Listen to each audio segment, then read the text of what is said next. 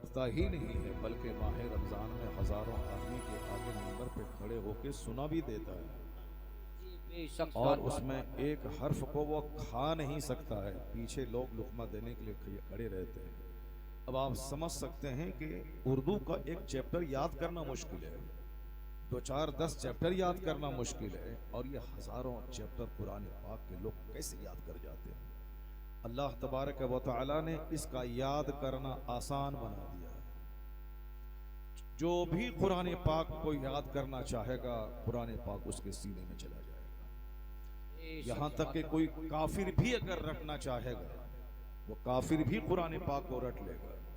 बहुत सारे गैर मुस्लिम हैं जो कुरान पाक के हाफिज बन गए, वो कुरान पाक में गलतियां निकालने के लिए पूरा कुरान रट गए।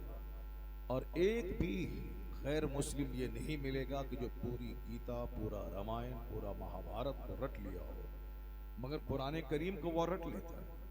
जब वो रामायण याद नहीं कर सकता है तो दूसरे लोग कैसे याद कर पाएंगे। पता ये चला कि कुरान करीम एक जिंदा जावेद मौजिज़ा है।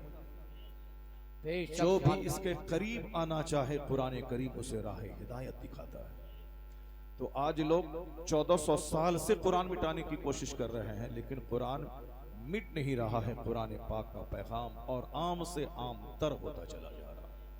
एक गैर मुस्लिम एस्कॉलर ने लिखा है the Quran is red more than any other books of the world. एक दानिश्वर ने लिखा है कि कुरान करीम दुनिया की दूसरी तमाम किताबों से ज्यादा पढ़ा जाता है। अब कुरान पाक की प्रिंटिंग सबसे ज्यादा होती है। दुनिया में कोई ऐसी किताब नहीं है जिस किताब की तबाअत और प्रिंटिंग कुरान से ज्यादा हो। यहाँ तक कि अंग्रेजों की प्रिंटिंग प्रेस में भी सबसे ज्यादा जो किताब छपने वाली है उसका नाम कुरान करीम। उस कुरान करीम की तालीमात पर मुश्तमल एक छोटी सी गुफ्तगू आप तक मैं करना चाहूँगा। कुरान करीम की तालीमात क्या है, क्योंकि हमारे हाफिज सैयद इरफान मियाँ साहब ने इस कॉन्फ्रेंस का नाम रखा है तालीमुल कुरान कॉन्फ्रेंस।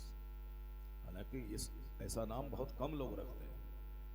बहुत सारे लोग अज़मत कुरान नाम रखते हैं, मगर तालीमुल कुरान कॉन्फ्रेंस ये बहुत कम लोग रखते हैं। हमारे हाफिज इरफान मियाँ बच्चों को हिफ्ज़ करवाते हैं, मदरसा चलाते हैं, और साल लगने के बाद 2-4 हुफ़ाज़ को आपके सामने पेश करके आपको बुला करके कुरान पाक में जो तालीमात है उस तालीमात की चंद झलकियां आप तो दिखाना चाहते हैं। यानी इनकी मर्जी है हाफिज इरफान मियाँ साहब की, सैयद इरफान मियाँ साहब की, कि हर घर में कुरान पाक की तालीम पहुंच जाए। इनकी एक आरजू है, यही है आरजू तालीम कुरान आम हो जाए, हर एक परचम से ऊंचा परचमे इस्लाम हो जाए। सैयद इरफान मियाँ साहब की यही आरजू है, ताकि हमारा सारा नौजवान कुरान की तालीम को जाने, हमारे बच्चों तक पहुंच जाए कि कुरान करीम के अंदर क्या है, आखिर इस किताब में क्या है जो सारी दुनिया पे ये किताब छा गई। ये किताब एक मौजिज़ा है, ये किताब एक एस्टोनिशिंग बुक है, ये किताब एक वंडरफुल स्क्रिप्चर है, एक ताज्जुब-खेज़ किताब है। ऐसी किताब है कि बोलने वाला बोलते बोलते थक जाता है, मगर कुरान पाक की तफसीर, कुरान पाक के मानी, कुरान पाक के मफाहीम बयान करने से कासिर देता है। एक एक जुमले को बंदा 1000 बार पढ़ता है, मगर फिर भी ऐसा लगता है जैसे पहली बार पढ़ रहा हो। आप लोगों में से किसी की उम्र 50-60 साल है, किसी की उम्र 80 साल है, तो 10 साल माइनस कर देते हैं, 10 साल के बाद की सारी बातें आपको याद है। आप लोग हर दिन नमाज में, अगर आप नमाज पढ़ते हैं, जुमा की पढ़ते हैं, ईदेन पढ़ते हैं, पंजवक्ता पढ़ते हैं, अल्लाह करे कि सारे मुसलमान पढ़ें। सूरह फातिहा की तिलावत हर नमाज में कंपलसरी है। सूरह दुखान हर नमाज में पढ़ना जरूरी नहीं है, मगर सूरह फातिहा पढ़ना हर नमाज में जरूरी है। सूरह फातिहा क्या है? वो उम्मुल कुरान है। सूरह फातिहा उम्मुल कुरान है। सूरह फातिहा क्या है? वो सबे मसानी शरीफ है। सूरह फातिहा क्या है? वो पूरे कुरान पाक का मफहूम उसमें जमा है। सूरह फातिहा पढ़ने का मतलब ये हुआ कि पूरा कुरान उसने पढ़ डाला। इसलिए हर नमाज में पहली रकत में सूरह फातिहा पढ़ना जरूरी है। हर रकत में सूरह फातिहा पढ़ना जरूरी है। फर्ज की नमाजों में हो या नफल हो, सब में सूरह फातिहा पढ़ना। क्यों? उसके पढ़ने का मतलब हुआ कि पूरा कुरान पढ़ दिया, पूरा कुरान पढ़ दिया। आप बचपन से सुनते आ रहे हैं, लेकिन कभी आपने ये कहा कि मौलाना साहब सूरह यासीन पढ़िए, सूरह मुज़म्मिल पढ़िए, सूरह बकरा पढ़िए, सूरह आले इमरान पढ़िए। ये सूरह फातिहा आप हर रकत में क्यों पढ़ते हैं और रोजाना क्यों पढ़ते हैं, हर नमाज में क्यों पढ़ते हैं? कोई एक बंदा मुसलमान का बोल नहीं सकता है, क्योंकि वह जानता है कि सूरह फातिहा का पढ़ना नमाज में जरूर, बेशक इसके बगैर नमाज इनकम्प्लीट रहेगी। तो सूरह फातिहा क्यों पढ़ी जाती है? ताकि उसके पढ़ देने से लगे जैसे पूरा कुरान पढ़ दिया। 80 बरस से एक बंदा सूरह फातिहा सुन रहा, लेकिन कभी ये नहीं बोलता कि मैं सुनने से उकता गया, मैं सुनते सुनते थक गया हूं, मैं सुनते सुनते आजिज आ गया हूं। कोई नहीं बोलता। यहां तक कि 60 साल से सुनने वाला बंदा, अगर कोई इमाम अच्छी आवाज में क़िरात करने वाला हो, अगर वो कायदे से सूरह फातिहा पढ़ता है तो आंखों से आंसू के कतरे बहने, बदन के रोंगटे खड़े हो जाते हैं। इसलिए कि कुरान पाक एक ऐसा जिंदा जावेद मौजज़ा है जिसकी तिलावत कभी उकताहट नहीं देती। कुरान पाक का मफहूम कभी पुराना नहीं होता। कुरान पाक के अजायबात कभी खत्म नहीं होते। तमाम उलूम व फनून का सरचश्मा है Quran. Mountain of knowledge, fountain of knowledge and wisdom है Quran. Mountain of knowledge and wisdom है कुरान। फाउंटेन का मतलब होता है चश्मा, जहां से पानी निकलता है। माउंटेन का मतलब होता है पहाड़। तो कुरान करीम इल्म व हिकमत का पहाड़ भी है और कुरान करीम इल्म व हिकमत का सरचश्मा भी है। यानी इसे mountain of knowledge and wisdom भी कहते हैं और इसे fountain of knowledge and wisdom भी कहते हैं। तमाम उलूम व फनून दुनिया के जितने हैं वह सब कुरान करीम से निकले हैं। अब मैं एक आयत पढ़ के आपको सुनाता हूँ किस तरह कुरान करीम के अजायबात इस दौर में भी महसूस किए जाते हैं और हमेशा महसूस किए जाते रहे। कुरान करीम नाजिल हुआ है 1400 साल पहले, लेकिन आज 14 सदियां गुजर गई। 14 सदियां पहले जमाना के दुनिया के हालात कैसे थे और इस वक्त दुनिया के हालात क्या हैं? दोनों में जमीन आसमान नहीं बल्कि इससे भी ज्यादा का फर्क है। 1400 साल पहले साइकिल दुनिया में नहीं थी। 14 सदियां पेशतर मोटरसाइकिल दुनिया के लोग जानते तक नहीं थे। 14 सदियां पेशतर कार का चर्चा किसी के सामने नहीं था। कार 1400 साल तो छोड़िए, 200 साल पहले किसी के दिमाग में यह बात नहीं थी कि कार भी कोई चीज है, मोटरसाइकिल भी कोई चीज है। ये सारी चीजें 200 साल के अंदर पैदा हुई। साइंटिफिक डेवलपमेंट पिछले 500-600 साल के पहले से शुरू हुई और आज साइंस जवान हो चुकी है। क्योंकि आज जमीन पे चलने वाला आदमी आसमान पे उड़ रहा, जमीन पे चलने वाला आदमी रॉकेट जैसी सवारी की इजाद इन्होंने कर डाली। साइकिल, सबसे पहले साइकिल की इजाद हुई जो पांव से चलने वाली चीज। उसके बाद लोगों ने मोटर कार का इजाद किया तो मोटरसाइकिल की इजाद हो गई। फिर मोटरसाइकिल पहले राजदूत, उसके बाद फिर धीरे धीरे बढ़ते बढ़ते आज बुलेट, 15-15, 16, 20-20 लाख की मोटरसाइकिल बाइक आज कंपनी में मौजूद है। उसके बाद फिर लोगों ने 4 व्हीलर बनाए, यानी कार की इजाद हुई। पहले जमाने में एम्बेसडर कार चलती थी, आपके इलाके में भी एम्बेसडर कार चलती होगी, लेकिन अभी तो 100 करोड़ की कारें दुनिया में आ गई। 100 करोड़ रुपए की कार। आप लोगों ने तो सिर्फ डिजायर देखा होगा गांव का। डिजायर की कीमत है 7 से लेकर 8 लाख। उससे थोड़ी और अच्छी कार आगे हो तो फिर एर्टिगा आपने देखी होगी, उसी कंपनी की कार। आपने अभी आज करेटा देख रहे हैं, करेटा की कीमत भी 15 से लेकर 20-22 लाख तक है। फिर उसके आगे एक अच्छी कार आई साहब, वो टोयोटा कंपनी निकाली, वो साहब कहे कि इनोवा क्रिस्टा कार। उसके आगे और एक महंगी कार आई फॉर्च्यूनर की, जो 50 से लेकर 55 लाख। उसके आगे और एक नई कंपनी भी लॉन्च हुई BMW कंपनी की कार 2-2 2.5 करोड़ 5-5 10-10 करोड़ रुपए की कार। साहब ओडी कंपनी की कार, वो 4 बंगली वाली कार, 4 चूड़ी वाली जो कार होती है। कहते हैं कि राजस्थान का एक बूढ़ा आदमी पगड़ी पहनकर, धोती पहनकर, झोला हाथ में लेके एक ओडी कार के शोरूम में गया। कहा कि अरे वो 4 बंगड़ी वाली कार कहाँ है? कहा जाओ जाओ, तुम्हारे बस की चीज नहीं है वो 4 बंगड़ी वाली कार खरीदना। कहा कि मुझको दिखाओ, मेरे लिबास पे मत जाओ, मैं तुम्हारी पूरे शोरूम को मैं खरीद लूंगा, पहले मुझको कार को दिखलाओ। सामने वाले कार को दिखलाया। कहा कितनी कीमत है? कहा 80 लाख रुपए। उन्होंने थैले से 80 लाख रुपए निकाला, उसको दिया। कहा कार दो मुझको। सारे शोरूम वाले दंग थे। इसलिए ऐसा नहीं कि पैसा सिर्फ वो पैंट शर्ट 3 पीस पहनने वालों के पास पैसे होते हैं। गांव देहात के लोग बहुत सिंपल और सादे रहते हैं, मगर उनके पास करोड़ों रुपए रहते हैं। एक साहब बता रहे थे मुझसे, हज के मौके, उम्रा के मौके पर मेरे साथ थे। कहा कि हजरत, मेरे गुजरात में एक आदमी के पास इतनी दौलतें हैं कि साहब दंग रह जाए। 600 बीघा जमीन आज भी उसके पास मौजूद है। 6 बीघा नहीं, 600 बीघा जमीन, यानी 300 एकड़ से ज्यादा जमीन उसके पास आज भी मौजूद है। लेकिन वो बंदा बाजार जाता है, अब बाजार से झोले में सब्जी लेकर पैदल चल के वो घर आता है। इतना सिंपल रहता है वो बंदा, जबकि उसका बेटा पोता फॉर्च्यूनर BMW कंपनी की कार पे चलता है।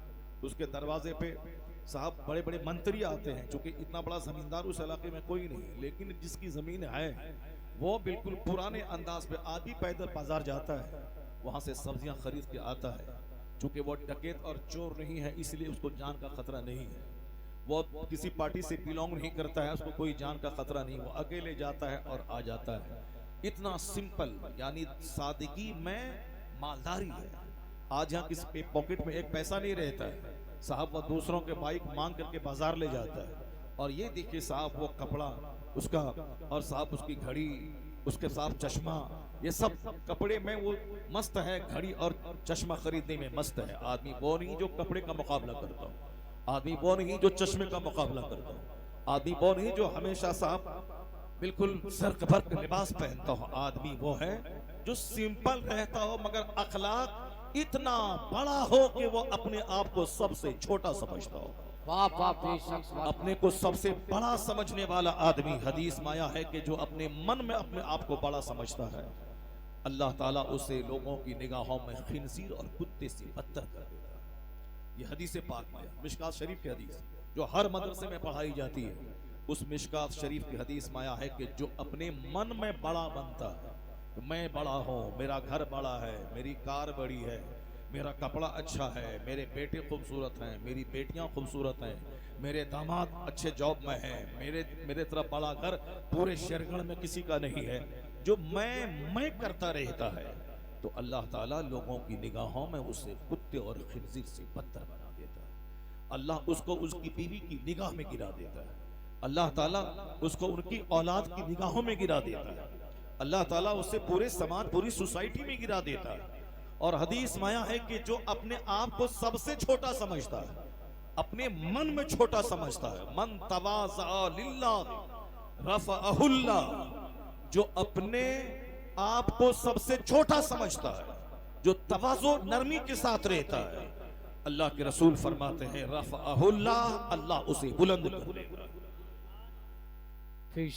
जो अपने मन में अपने आप को छोटा समझता है, फी आयुनि नास, in the site of people, लोगों की निगाहों में अल्लाह उसको बड़ा बना देता है। तो बड़ाई लिबास से नहीं मिलती, बड़ाई कार मोटर कार से नहीं मिलती, बड़ाई मकानात की तामीर से नहीं मिलती है, बड़ाई 2-4-10 एकड़ जमीन खरीदने से नहीं मिलती है।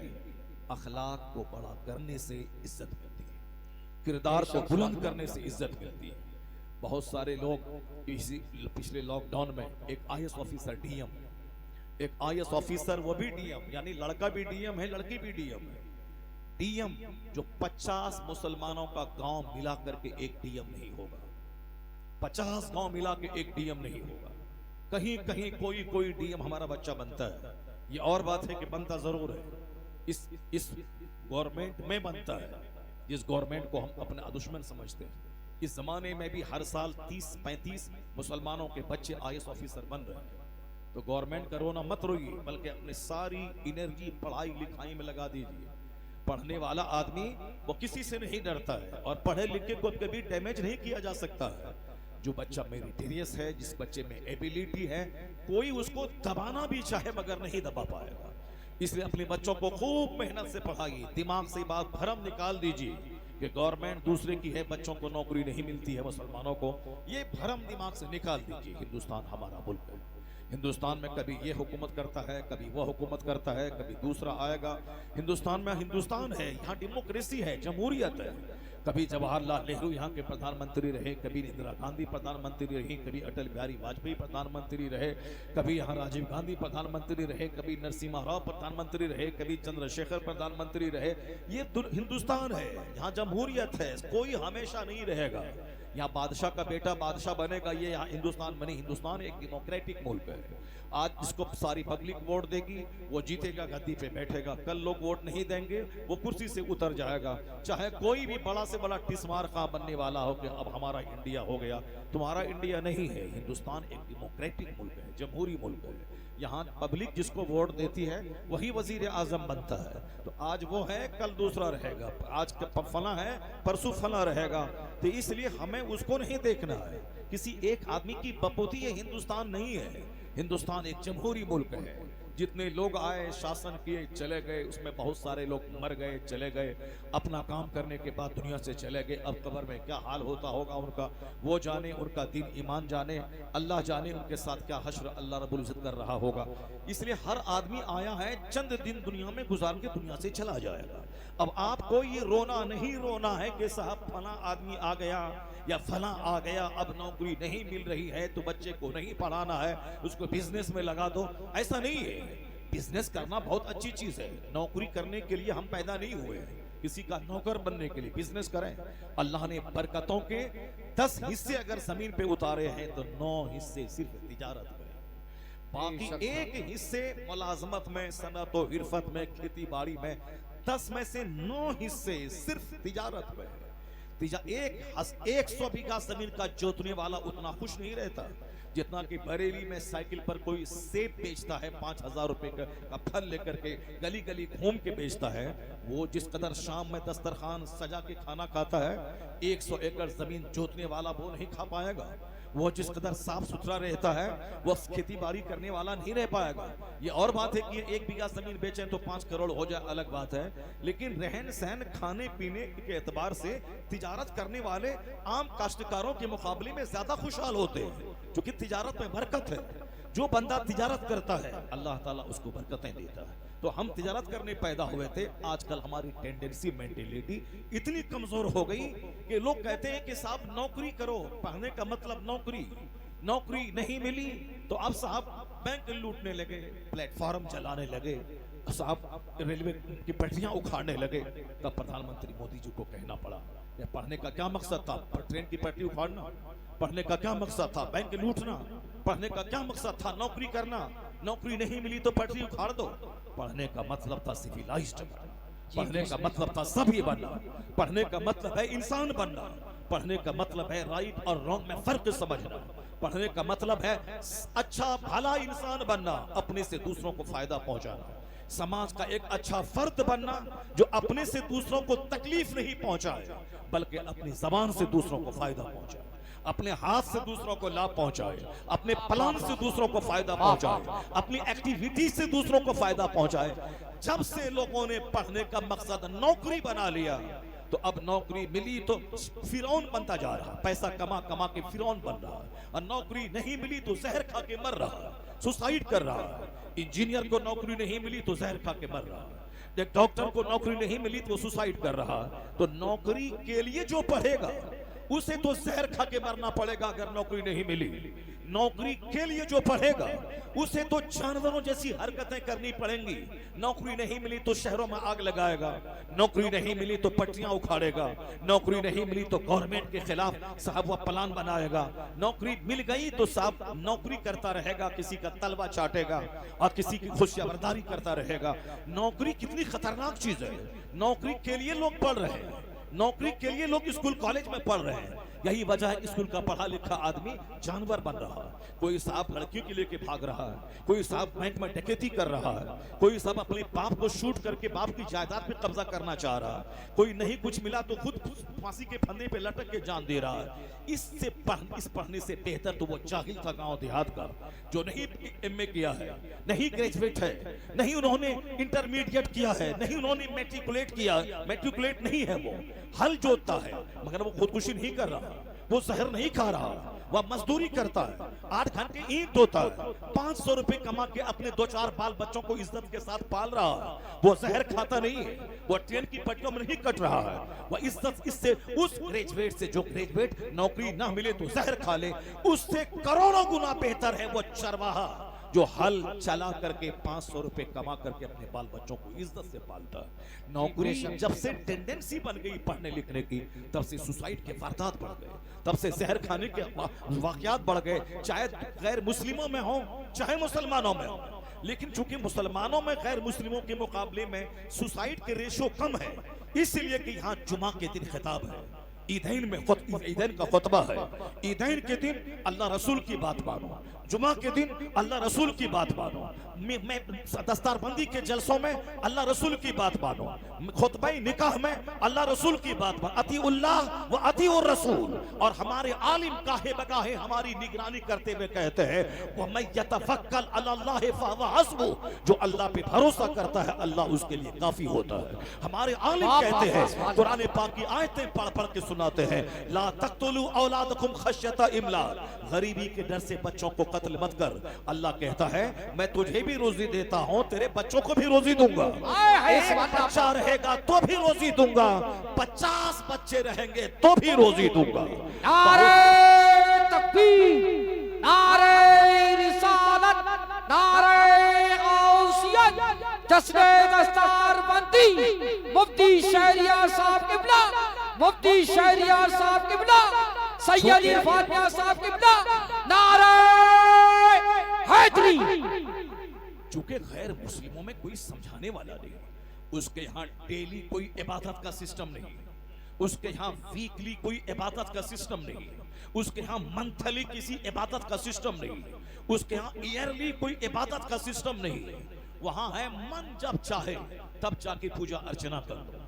मेरे यहाँ है कि मन पे नहीं डिपेंड है, यहाँ जो अल्लाह तुझको पैदा किया है, जो तुम्हें रात और दिन दिया है, जो तुम्हें जिंदगी दिया है, जो तुम्हें हवा देके सांस लेने का मौका देता है, जो तुम्हें जमीन से फसलें पैदा करके तेरी रोजी का इंतजाम करता है, उस अल्लाह की इबादत मन के मुताबिक नहीं करना है।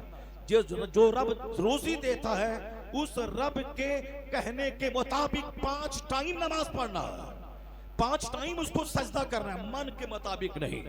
बेनमाजी आदमी ढांचे का मुसलमान, जैसे किसी का हाथ नहीं है, पांव नहीं है, आंख नहीं है, मगर सांस चल रही है, जिंदा है, उसी तरह जो बेनमाजी है समझ ले कि वो सिर्फ सांस चलने वाले की तरह जिंदा है, यानी उसको काफिर नहीं बोला जाएगा, जैसे इसको मुर्दा नहीं बोला जाएगा, मगर वो आदमी मुर्दों से बदतर है, जिसके पास आंख ना हो, जिसके पास कान ना हो, जिसके पास दोनों पांव नहीं हो, जिसके पास दोनों हाथ नहीं हो, तो मुर्दे से बदतर है, वो जमीन के लिए बोझ हो। मगर फतवा नहीं देंगे कि ये मुर्दा है, चूंकि सांस चल रही है, इसीलिए उसको फतवा नहीं दिया जाएगा कि ये मुर्दा है, मगर वह मुर्दे से बदतर है, जिसका दोनों पांव नहीं हो, जिसके दोनों हाथ नहीं हो, जिसकी आंख नहीं हो, अंधा हो, जिसके कान नहीं हो, जिसकी जबान नहीं को बात कर सकता हो, सिर्फ सांस चल रही है, कानूनन वो जिंदा है मगर जिंदे मुर्दे से बदतर है। उसी तरह जो नमाज नहीं पढ़ता है वो, उसको हम काफिर नहीं कह सकते जब तक कि वो नमाज को फर्ज जानता है, उसको फतवा नहीं दे सकते कि काफिर है, लेकिन वो भी कोई मुसलमान है जिसके पास नमाज का हाथ ना हो, जिसके पास रोजे का पाँव ना हो, जिसके पास हज व ज़कात की ज़बान और आंख कान ना हो, वो ऐसे ही है जैसे सांस चल रही है मगर उसके पास हाथ पांव नाम की कोई चीज नहीं है। उसी तरह कानूनन फतवा नहीं दे सकते कि बेनमाजी काफिर है, लेकिन वो समझ लें कि बिल्कुल सड़ा हुआ आदमी, जो आदमी ढांचे का आदमी, किसी लायक नहीं है, वो ढांचे का आदमी, सिर्फ एक ढांचा खड़ा है मुसलमान का, वरना वो परफेक्ट मोमिन कहलाने के काबिल नहीं है। हदीस माया है बैनल अब्दे वल कुफ्र तर्कुस सलात। एक मोमिन और काफिर के दरमियान जो चीज फर्क पैदा करती है वो तर्के नमाज है। क्या मतलब? नमाज पढ़ने वाला मोमिन, नमाज नहीं पढ़ने वाला वो मोमिन कहलाने का हकदार नहीं है। कानून नहीं चलेगा, फतवा नहीं दिया जाएगा, मगर वो है तो बिल्कुल सड़ा हुआ बंदा जो अल्लाह के फर्ज को पूरा नहीं करता, अल्लाह के फर्ज की अदायगी नहीं करता। वो तो ऐसा बंदा है जैसे कि सर से लेके पांव तक उसके पूरे सारे आज़ा उसके मफलूज हैं और सड़े हुए हैं। मेहनत करना, आदमी नौकरी के लिए नहीं पैदा हुआ है, बल्कि आदमी तिजारत करे, आदमी बिजनेस करे, आदमी खेती बाड़ी करे, आदमी सनत और इरफत करे। हमारा कुरान हमेशा हर राह पे मेरी रहबरी कर रहा है। यह मेरा इमाम है जो जुम्मा के दिन कहता अल्लाह से डरो, यह मेरा इमाम है जो जुम्मा के खुतबे में कहता अल्लाह से डरो, जो ईदैन के किताब में कहता अल्लाह से डरो, जो हमारा इमाम है जो हमें दर से हदीस दे के कहता अल्लाह से डरो। इसलिए हमारे यहाँ डेली का सिस्टम है, 5 वक्त की नमाजें कंपलसरीली पढ़ना है। हर देहाती शहरी को पढ़ना है, हर मर्द औरत को पढ़ना है, हर मुसलमान आकिल बालिग को पढ़ना है, सफर में पढ़ना है, हजर में पढ़ना है, हालत मर्ज में पढ़ना है, खड़ा ना हो सके तो बैठ के पढ़ना है, बैठ ना सके तो लेट के पढ़ना है, लेटा भी ना जा सके तो आंख के इशारे से पढ़ना है। जब तक सांस चल रही है नमाज माफ नहीं है।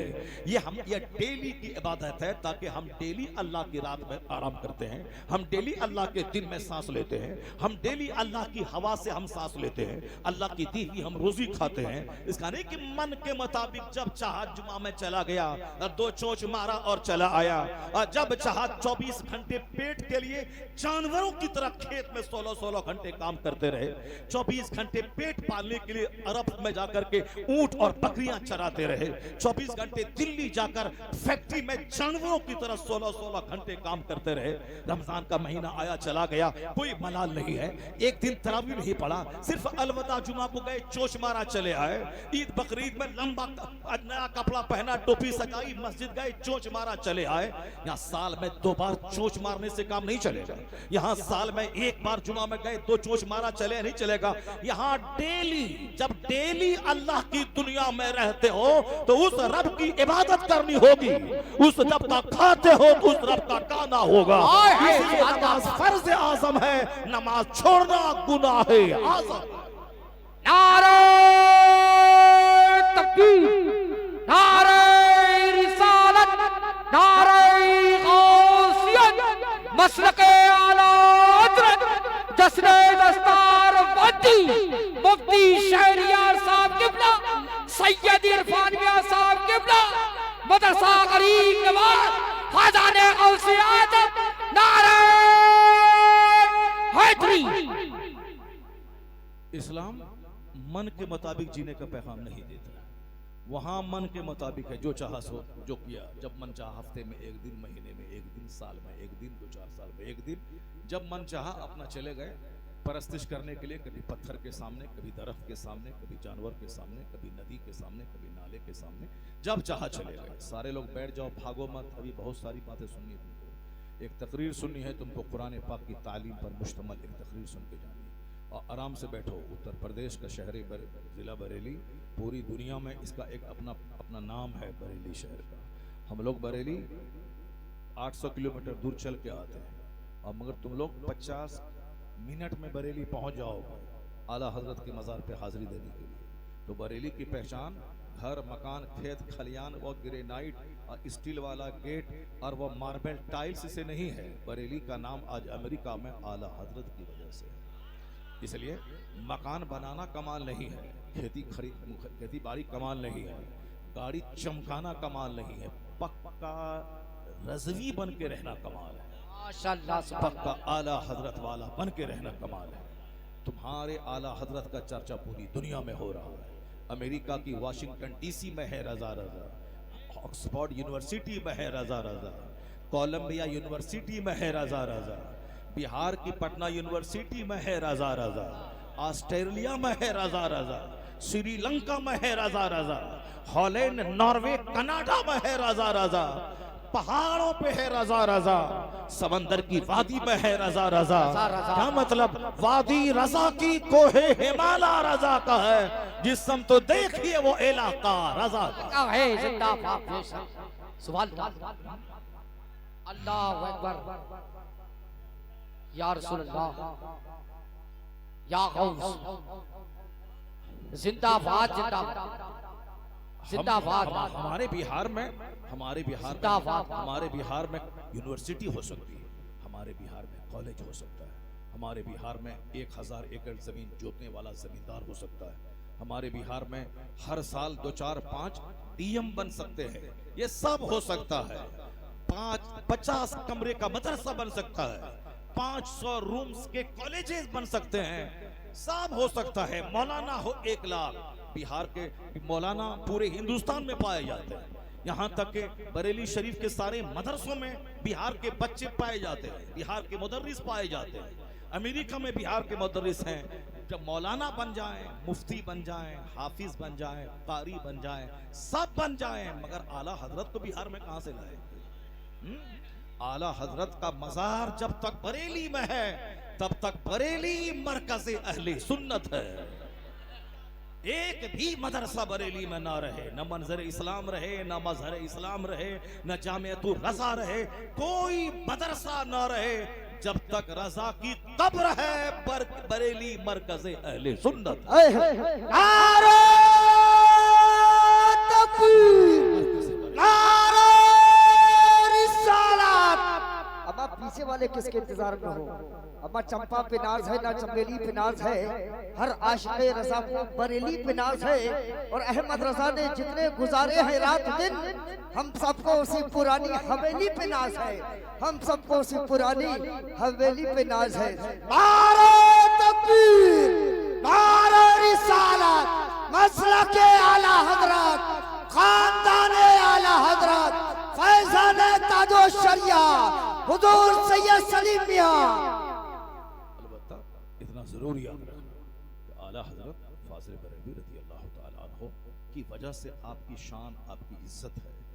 लेकिन जब एक बेटा सिर्फ यही बोलेगा कि पेदरम सुल्तान बोध, मेरा बाप बादशाह था, मेरा बाप राजा था, मेरा बाप राजा था, तो इतना बोलेगा तो बेटा तो उसका भिखारी और कंगाल हो जाएगा। अगर बेटा उसका नहीं लिखेगा पढ़ेगा, अगर बेटा उसका नहीं मुताला करेगा, अगर बेटा उसकी मेहनत नहीं करेगा, तो फिर ये भिखारी रहेगा, सिर्फ वो रस्सी पकड़ के रखेगा कि मेरा बाप राजा था, मेरा बाप बादशाह था, मेरा बाप डीएम था, मेरा बाप 1000 बीघा जमीन का जोतने वाला था। तो तेरा बाप जमीन का जोतने वाला था, तुम क्या है? तेरा बाप बड़ा था, तुम क्या है? तेरा बाप राजा था, तुम क्या है? तेरा बाप बादशाह था, तुम चपरासी बनने के लायक भी नहीं है। इसलिए सिर्फ इस पे भरोसा करके नहीं रहना कि सरकार आला हजरत हमारे यहाँ हैं, ये अल्लाह का एहसान है कि उनकी वजह से मेरे शहर की पहचान है। लेकिन एक जाहिल फॉलोवर बन के नहीं रहना है, बल्कि बरेली शरीफ का बच्चा बच्चा इतना पढ़े, इतना लिखे, इतना बड़ा आलिम, इतना बड़ा मुफ्ती बन जाए कि अजमेर के मुजाविर की तरह चादर बेचने वाला ना हो जाए, अजमेर के मुजाविर की तरह फूल बेचने वाला ना रह जाए, अजमेर के मुजाविर की तरह धागा बेचने वाला ना रह जाए, अजमेर के मुजाविर की तरह लोहे का कड़ा बेचने वाला ना रह जाए। बच्चा बच्चा फकीह बने, बच्चा बच्चा आलिम बने, बच्चा बच्चा फतवा देने वाला मुफ्ती बने, तो लोग कहेंगे 500 साल के बाद जब बरेली का अदना मुफ्ती का ये आलम है, तो मुफ्ती आजम का क्या आलम होगा? जिंदाबाद जिंदाबाद, नारे तकबीर, नारे रिसालत, नारे गौसियत, मसलके आला हजरत, फैज़ाने सरकार मुफ्ती आजम ही, मदरसा गरीब नवाज, मदरसा गरीब नवाज, नारे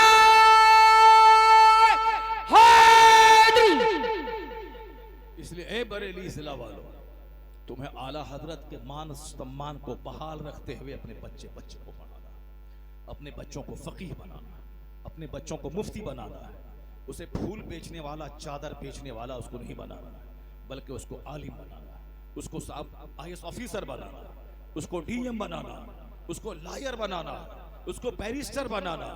तो बैरिस्टर वो बैरिस्टर नहीं, जब तू आला हजरत के शहर का बैरिस्टर बनेगा तो ईमान बेचने वाला बैरिस्टर नहीं बनेगा, बल्कि ईमान का तोहफा दूसरों को देने वाला बैरिस्टर बन जाएगा, ईमान की हिफाजत करने वाला बैरिस्टर बनेगा, ईमान का लुटेरा नहीं, ईमान बचाने वाला डिस्ट्रिक्ट मजिस्ट्रेट बन जाएगा।